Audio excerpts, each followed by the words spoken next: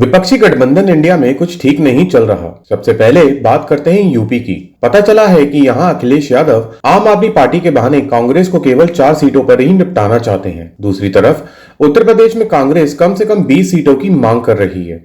लेकिन यूपी में एक बड़े कांग्रेस नेता के अनुसार यदि सही तरह से मोलभाव हुआ तो इससे आधे में बात बन सकती है। वैसे हाल ही में जिस तरह से अखिलेश यादव की मध्य प्रदेश में सीटों को लेकर कांग्रेस से सीधी भिड़ंत हो गई है, उससे लग तो रहा है कि यूपी में कांग्रेस को परेशान कर सकते हैं।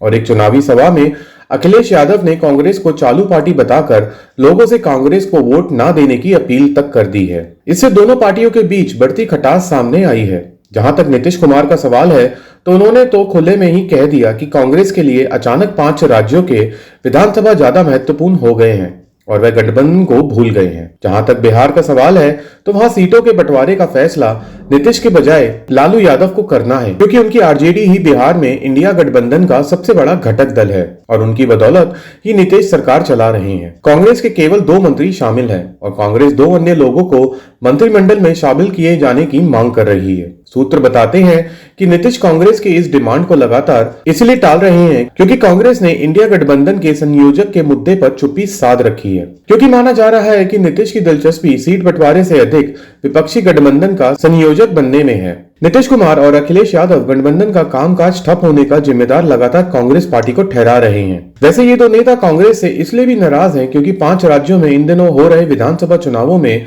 इन दोनों नेताओं को कांग्रेस ने जरा भी तूल नहीं दी है। इनमें से 4 राज्यों में कांग्रेस की सीधी भाजपा से ही टक्कर है। कांग्रेस को ये समझ लेना चाहिए कि यदि वह इन चुनावों में अच्छा कर भी लेती है तो भी उसके लिए नीतीश, अखिलेश, शरद पवार और ममता बनर्जी को नजरअंदाज कर पाना या यूपी, बिहार, महाराष्ट्र, झारखंड और पश्चिम बंगाल में ज्यादा सीटों की मांग पर अड़ना नामुमकिन है, क्योंकि इन नेताओं के सहयोग के बिना कांग्रेस लोकसभा चुनाव में प्रधानमंत्री नरेंद्र मोदी को टक्कर नहीं ले सकती है।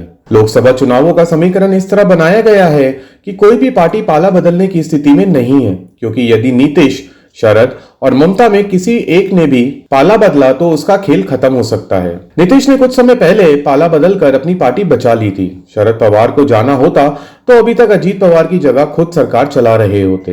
रही बात ममता की, तो पश्चिम बंगाल में मौजूद अच्छा खासा मुस्लिम वोट बैंक उनको भाजपा से हाथ मिलाने से रोके हुए है और रहेंगे भी। वैसे देखा जाए तो पिछले चुनावों और आज की स्थिति में काफी अंतर है।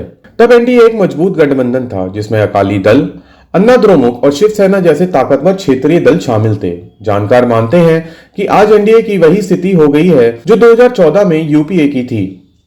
कुशाल जीना, आई ऑफ ट्रुथ। हमारे चैनल आई ऑफ ट्रुथ को सब्सक्राइब कीजिए यूट्यूब पर, इसे फॉलो कीजिए फेसबुक पर, इंस्टाग्राम पर, ट्विटर पर और कू पर। हमारे चैनल के बारे में फीडबैक देने के लिए हमें मेल कीजिए ioftruth.6@gmail.com पर।